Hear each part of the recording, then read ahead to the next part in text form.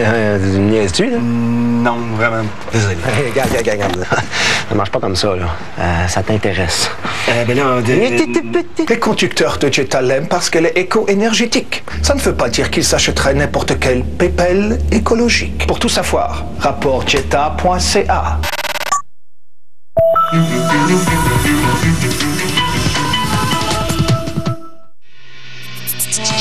La facture, émission numéro 346.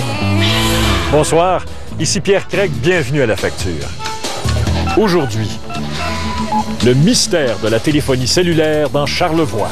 C'est complètement fou, là. Aussi, publicité sur les médicaments d'ordonnance. Les compagnies pharmaceutiques étirent-elles trop l'élastique?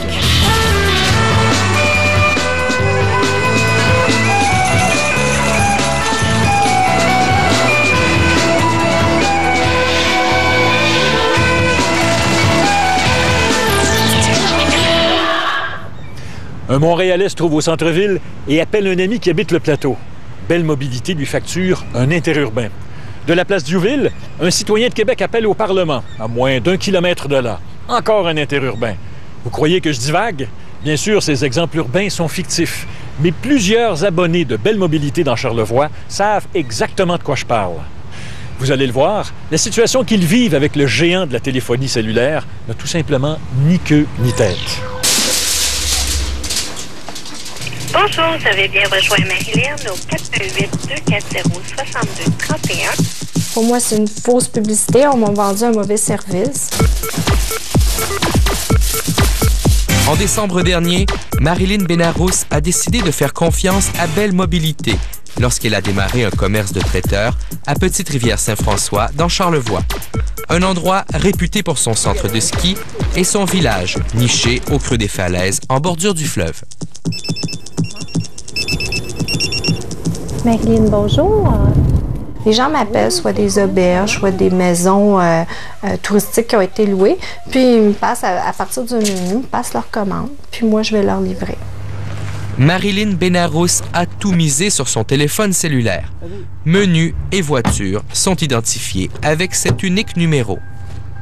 C'est le seul moyen que j'ai d'avoir des clients, puis c'est le seul moyen qu'ils ont pour me rejoindre, c'est un numéro de téléphone. Donc pour moi, c'est vital. Malheureusement pour elle, les problèmes sont vite arrivés. Elle reçoit des comptes de Belle Mobilité où on lui charge chaque mois des dizaines d'interurbains qu'elle n'a jamais faits et qui sont en réalité des appels locaux. La bataille commence alors avec le service à la clientèle de Belle pour qu'on lui crédite ses appels facturés en trop. On me dit, on vous les a enlevés, vos longues distances la première fois, mais la prochaine fois, là, c'est fini, là, c'est des longues distances qui sont justifiées. Ces appels interurbains sont-ils, oui ou non, justifiés? Voyons voir. Madame Benarous habite Petite-Rivière-Saint-François, sur la rive nord du Saint-Laurent, à quelques kilomètres de Baie-Saint-Paul. Lorsqu'elle utilise son cellulaire dans son propre village, voici où le service de facturation de Belle Mobilité indique qu'elle se trouve. Exemple ici, à 10h09, donc je serai à Baie-Saint-Paul. Oui, allô? 10h19, je suis rendue à Montmagny. Oui, alors c'est pour combien de personnes? À 10h22, je suis à Saint-Jean-Port-Joli. À 10h23, je suis revenue à Montmagny. À 10h26, je suis à la Malbaie. Puis à 10h31, je suis à Saint-Jean-Port-Joli. Qu'est-ce qu'on comprend d'une facture comme celle-là? Ben moi, ça me fait capoter, là. C'est complètement fou. Pour quiconque connaît un peu la géographie du Québec, ces factures de Belle Mobilité sont illogiques.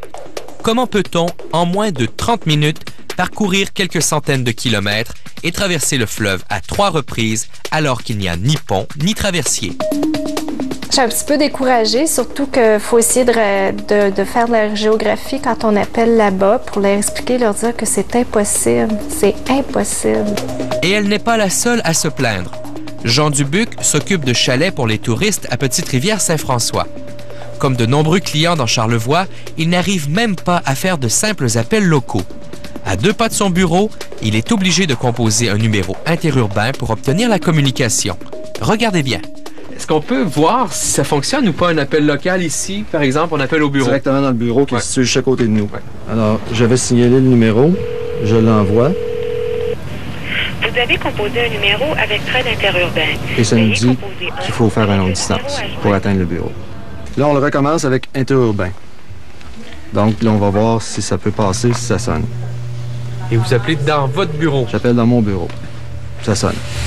Oui, bonjour, Jean. Bonjour, Anne-Marie. Merci. Salut. Donc, ça vient de bouteille des trains d'interurbain. Belle ne veut pas donner d'entrevue à la caméra. Une porte-parole nous a plutôt écrit pour nous expliquer ce qui se passe avec les problèmes de facturation. La topographie particulière de la région de Charlevoix apporte certaines contraintes techniques particulières pour certains utilisateurs de cellulaires. En effet, la complexité des réseaux cellulaires qui se situent dans cette région représente un défi de taille pour les fournisseurs de services sans fil. Et ce qui se produit, c'est que l'appareil cellulaire capte un signal d'une des tours érigées sur la rive opposée. Alors, voilà la réponse de Belle. Pour ne pas avoir de problème de surfacturation, dans certains villages de la Rive-Nord, comme Petite-Rivière-Saint-François, les cellulaires devraient en théorie recevoir les signaux des tours installées en bordure de la route 138, dans les montagnes de Charlevoix. Mais les ondes cellulaires voyagent plus facilement sur une surface plane et sans obstacle comme le fleuve Saint-Laurent. Ce sont donc les signaux émis par les tours de la Rive-Sud, comme à Montmagny ou à Saint-Jean-Port-Joli tout juste en face, qui sont plus facilement captés par les cellulaires. Ce n'est pas une raison pour que les clients payent cette facture due à un problème technique, croit ce professeur de l'Université Laval, spécialiste en télécommunications. En tout état de cause, ce n'est pas normal que l'on fasse un appel local qui serait facturé comme un appel interurbain. Je crois qu'il y a une injustice si grave que la compagnie en question ou le fournisseur en question aurait intérêt à résoudre le plus rapidement possible. Comme cette situation persiste depuis des années, bien des clients de Charlevoix ont tout simplement jeté l'éponge et payent maintenant un forfait cellulaire plus dispendieux qui inclut davantage d'appels interurbains. Ainsi, plus besoin de se battre chaque mois avec Belle Mobilité pour faire réviser sa facture. À un moment donné, tu te décourages de téléphoner à ces gens-là quand ils ne prennent pas l'action et qu'il n'y a rien qui se passe.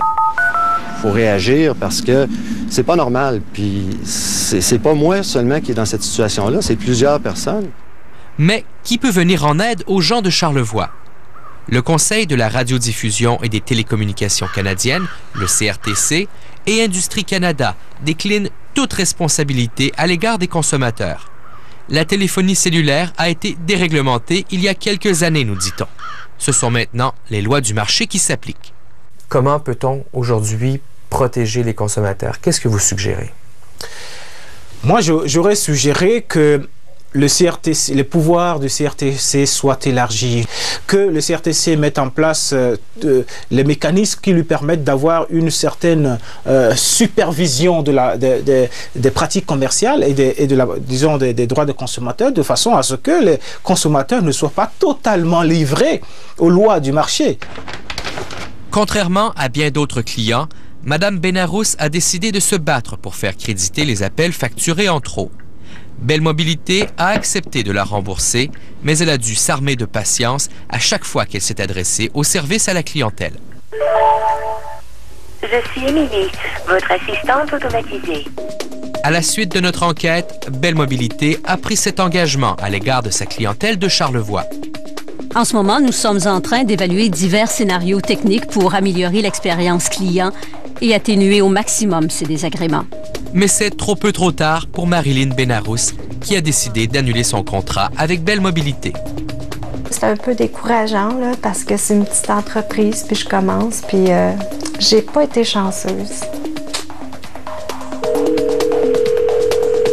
Le numéro composé n'est pas en service. Veuillez vérifier le numéro ou composer de nouveau. Mme Benarous a laissé tomber son cellulaire au profit d'un téléavertisseur, on appelle ça un pageur en bon français, qui fonctionne très bien à Petite-Rivière-Saint-François. Elle peut donc poursuivre ses activités de traiteur. Pendant ce temps, à Ottawa, un groupe d'études mis sur pied par le fédéral propose la création d'une agence de protection des usagers des services de télécommunications. Ce serait une sorte d'ombudsman qui pourrait recueillir et traiter les plaintes des usagers de la téléphonie cellulaire. Une très bonne idée, à condition, bien sûr, qu'Ottawa dise oui.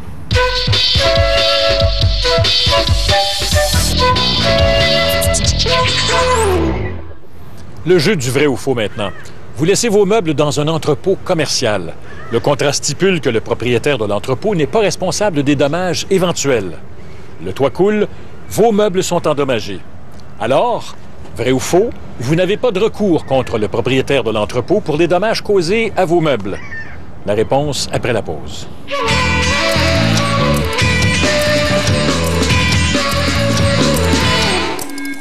Réalisez-vous que votre retraite pourrait être plus longue que votre carrière?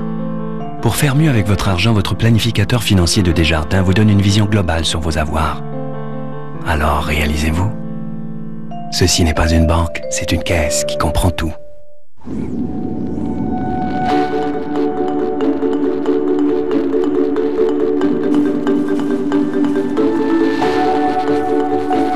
Il y a nettoyage et nettoyage en profondeur.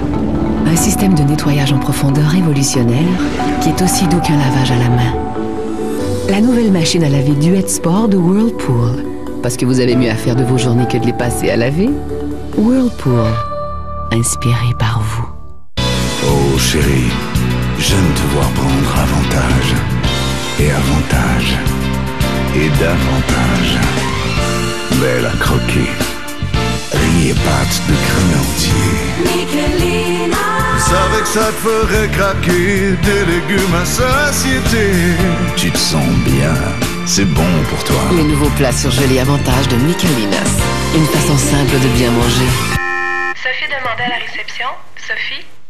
Les Francopholies de Montréal vous invitent à débuter l'été avec de grands noms de la musique. Salut à Serge Fiori, Michel Rivard et le Flybean Band, carte blanche à Isabelle Boulay, Zachary Richard et invité, Locke Merville. Salut à Claude Léveillé, Lara Fabian et salut à Raymond Lévesque. Les Franco, c'est aussi Pierre Lapointe avec 2 spectacles, Camille et Yann Perrault, Catherine et Indochine. Billets en vente maintenant. Les Francopholies de Montréal, une présentation de Ford en collaboration avec Molson Dry. Réalisez-vous que dans Pouvoir, il y a le mot « voir ». Pour faire mieux avec votre argent, votre planificateur financier de Desjardins vous donne une vision globale sur vos avoirs. Alors, réalisez-vous? Ceci n'est pas une banque, c'est une caisse qui comprend tout. Votre attention s'il vous plaît.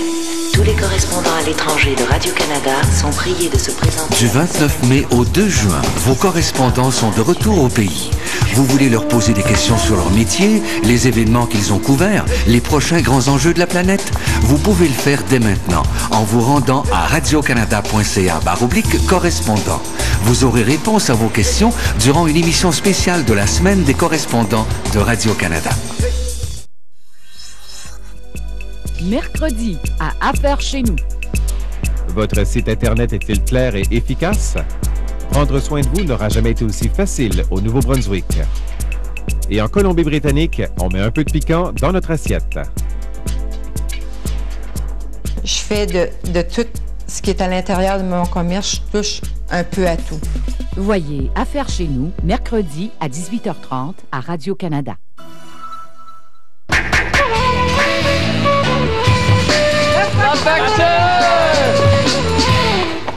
Vrai ou faux, vous n'avez pas de recours contre le propriétaire de l'entrepôt pour les dommages causés à vos meubles.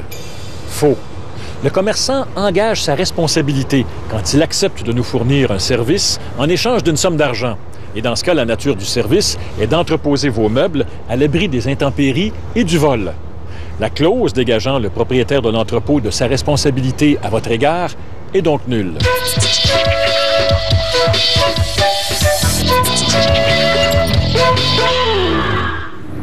L'an dernier, les Canadiens ont dépensé pour 25 milliards de dollars de médicaments. Pendant ce temps, les compagnies pharmaceutiques dépensent des sommes colossales pour faire la promotion de leurs médicaments.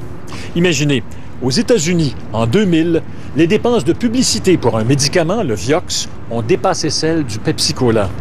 À part les États-Unis et la Nouvelle-Zélande, la publicité directe aux consommateurs sur les médicaments d'ordonnance est interdite dans la plupart des pays industrialisés. Mais l'est-elle vraiment chez nous? De l'arthrite à l'asthme. Des gens comme vous, dont nous nous soucions. Demandez à votre médecin qu'il vous parle de Célébrer. Les publicités sur les médicaments sont littéralement partout. Dans les journaux, les magazines, à la télévision. Et pourtant, croyez-le ou non, en principe, la publicité directe aux consommateurs sur les médicaments d'ordonnance est interdite au Canada. La loi sur les aliments et drogues interdit de faire, auprès du grand public, la publicité d'une drogue à titre de traitement ou de mesure préventive d'une maladie. Le Canada a décidé qu'on ne peut faire de la publicité pour un médicament comme on le fait pour du savon à vaisselle. Les médicaments d'ordonnance peuvent avoir des effets importants sur notre santé.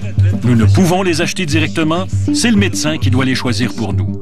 C'est Santé Canada qui est responsable de l'application de la loi. En 1978, ce ministère fédéral ouvre une porte aux compagnies pharmaceutiques. On leur permet de diffuser ce qu'on appelle des publicités de rappel. La loi est très claire. Ces pubs ne peuvent mentionner que le nom du médicament, son prix et la quantité vendue. Ce n'est pas une pub pour une nouvelle voiture. Avec les publicités de rappel, on voulait permettre au public de comparer les prix des médicaments. C'est une pub pour Celebrex. Ce message publicitaire se contente-t-il, comme l'exige la loi, de ne mentionner que le nom, le prix et la quantité de médicaments vendus? Et je suis pas ici pour vous dire de prendre du Celebrex. Mais je suis ici pour vous recommander d'en parler à un expert. Demandez à votre médecin qu'il vous parle de Celebrex. Selon Anne Stocké-Fournier de Santé Canada, cette publicité respecte la loi. Est-ce qu'elle indique quelque chose autre que le nom, le prix et la quantité? Et les choses qu'elle n'a pas le droit d'indiquer, c'est l'usage thérapeutique. Dans cette publicité, vous n'avez pas d'indication sur l'usage thérapeutique. C'est une pub pour Celebrex. Pfizer, la pharmaceutique qui commandite cette publicité, nous a fait parvenir la déclaration suivante. Pfizer fournit aux patients des renseignements visant à leur permettre de mieux comprendre la maladie dont ils sont atteints, ainsi que l'importance de la prévention et d'un traitement approprié. L'objectif ultime est d'inciter les patients à risque à consulter leur médecin. Barbara Mintzes est une sommité au Canada en matière de publicité pour les médicaments d'ordonnance. Si on regarde les publicités, c'est comme toutes les autres publicités. C'est très loin d'être une information pondérée, non biaisée. C'est toujours quelque chose qui favorise l'utilisation d'un produit spécifique. C'est tout ce qu'on peut attendre d'une publicité. Saviez-vous qu'au Canada, la loi permet aussi aux compagnies pharmaceutiques de diffuser ce qu'on appelle des messages de demande d'aide. Elles peuvent y parler d'une maladie, mais sans mentionner le nom d'un médicament. Si un seul de ces points vous concerne. Dans cette pub, on suggère aux hommes et aux femmes d'un certain âge de faire surveiller de près leur taux de cholestérol, faute de quoi ils pourraient le payer de leur vie. La pharmaceutique qui commandite ce message fabrique et vend un médicament vedette contre le cholestérol. Bien peu de sujets restent tabous dans les vestiaires, sauf peut-être la dysfonction érectile. Les compagnies pharmaceutiques font-elles indirectement ce que la loi leur interdit de faire directement? Parler de ce sujet peut être très difficile. Dans ce message de demande d'aide, Guy Lafleur suggère aux hommes souffrant de dysfonction érectile de parler de leurs problèmes, sans doute à leur médecin. Aucune mention n'est faite d'un médicament, mais c'est le fabricant du Viagra qui commandite cette publicité. Profitez de la vie. 3 semaines après le message de Guy Lafleur, le fabricant du Viagra diffuse cette publicité de rappel. Prises séparément, ces deux publicités semblent conformes à la loi. Aucune des deux n'affirme que le Viagra traite les problèmes érectiles. Mais 3 semaines seulement séparent leur diffusion. Si on met les deux ensemble, nous avons une publicité complète du produit, mais sans information sur les risques. Ça fait une pub complète, comme on a aux États-Unis, qui parle du médicament et de son utilisation. Pfizer ne nous a pas répondu sur la question de l'intervalle rapproché entre ces deux publicités. La pharmaceutique nous affirme que toutes ces publicités respectent la réglementation canadienne et sont approuvées avant leur diffusion. Qu'en pense Santé Canada?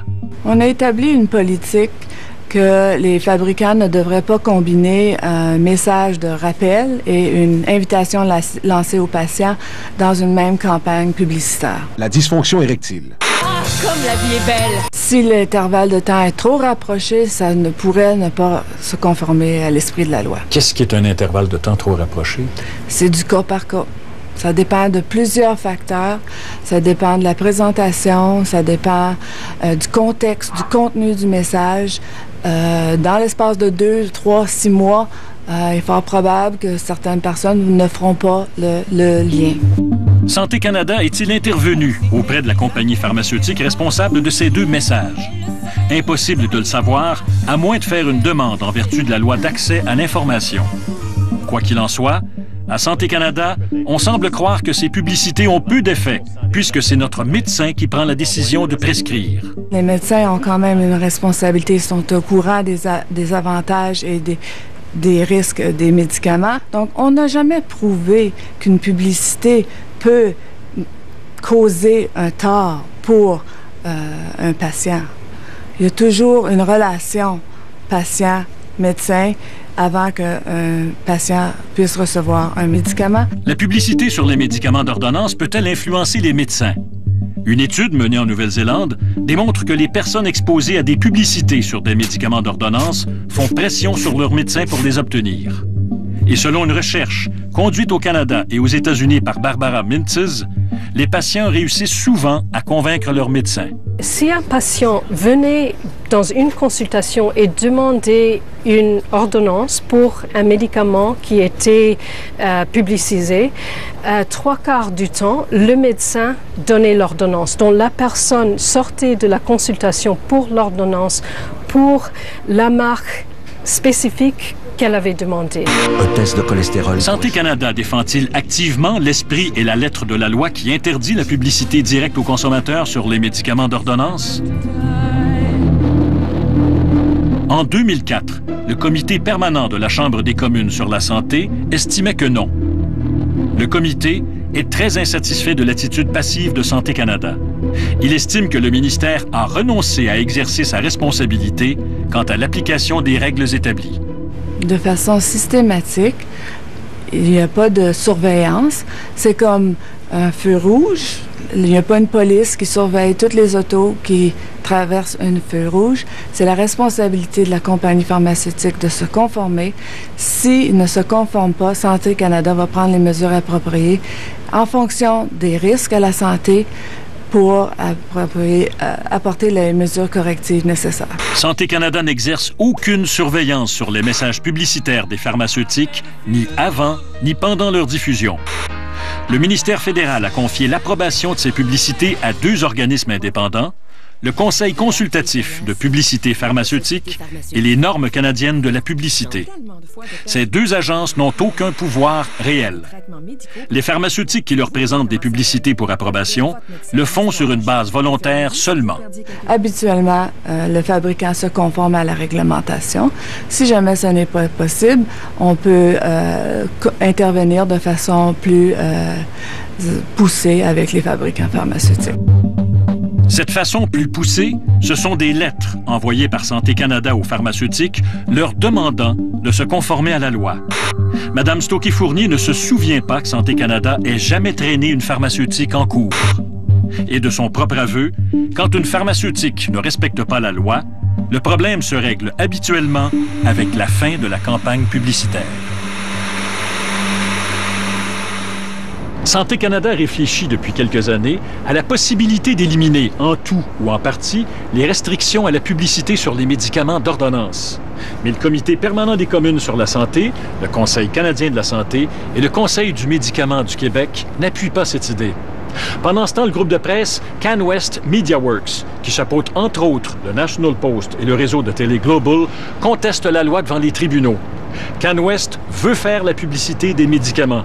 Les enjeux monétaires de cette publicité sont énormes.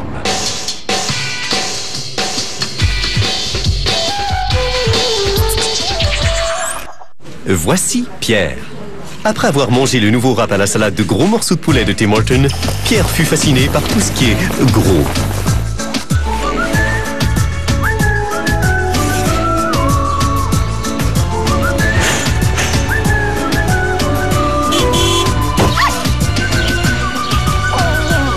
Vous êtes prévenus. Le wrap à la salade de gros morceaux de blanc de poulet assaisonné de Tim Hortons pourrait vous faire aimer tout ce qui est gros. Attention, ça rentime.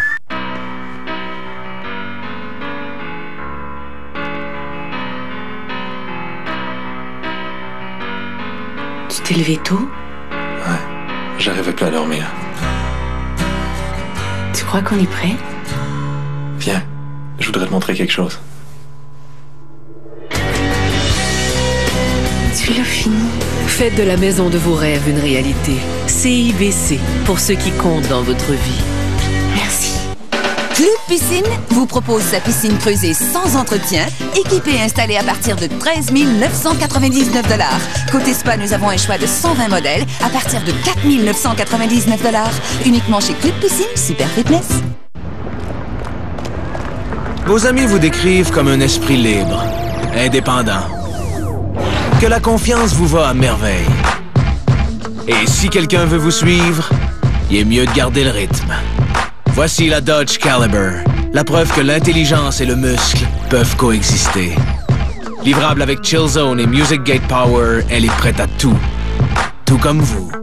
Dodge Caliber, jamais sur le neutre.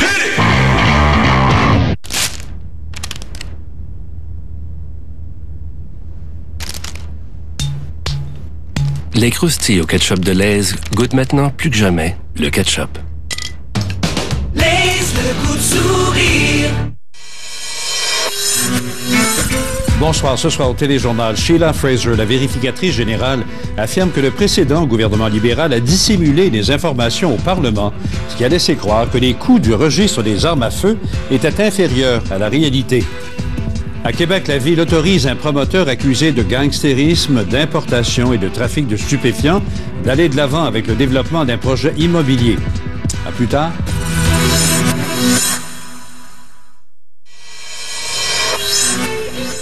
Bonsoir, ce soir au bulletin, quelques records de température dans les Rocheuses surtout et dans le sud et une vague de chaleur sur toute l'Alberta.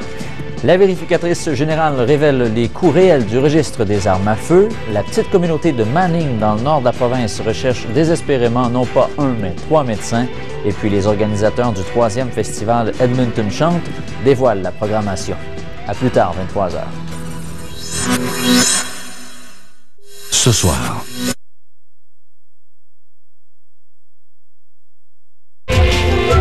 Une nouvelle saison se prépare. La facture est de retour en septembre. C'était la dernière émission de La Facture pour cette saison. Mais j'ai un conseil d'amis à vous donner. Soyez devant votre téléviseur la semaine prochaine à la même heure. Une toute nouvelle émission vous sera présentée cet été.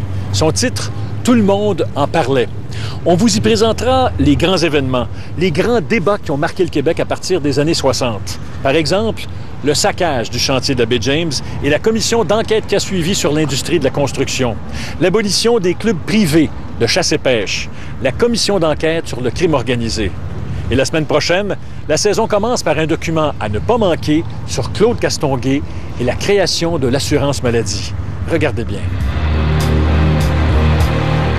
La contestation est commencée. J'ai annoncé que des médecins, un certain nombre de médecins dans certaines régions, et en particulier Québec et Trois-Rivières, étaient demeurés chez eux aujourd'hui. C'était une situation